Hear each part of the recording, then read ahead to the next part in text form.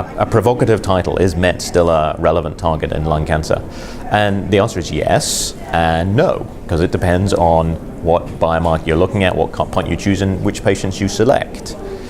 Some new data that's come out maybe in the last 12 months is that MET is a clear primary driver in some subsets of lung cancer by two main means.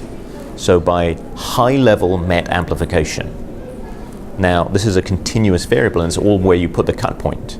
If you look in some studies, you can get MET amplification in 7 or 8% of adenocarcinoma of the lung. In others, it's 2%, and it's all depending on where you put the cut point. From data that we presented at last year's ASCO, the cut point also determines how well wired you are to be dependent on that pathway, and it's really in the very high-level MET amplification, a MET to centromere 7 ratio of 5 or greater, that really has a fabulous response rate to MET inhibitors like crizotinib. The new kid on the block is going to be MET exon 14 skipping, which is actually twice as common as that high-level MET amplification. It's occurring maybe in about 4% of adenocarcinoma of the lung. And it's interesting, what it does is it kind of trims the ubiquitin ligase domain on MET, and so you have a much more stable protein, and that's how it drives benefit. And they're also sensitive to MET inhibitors like crizotinib.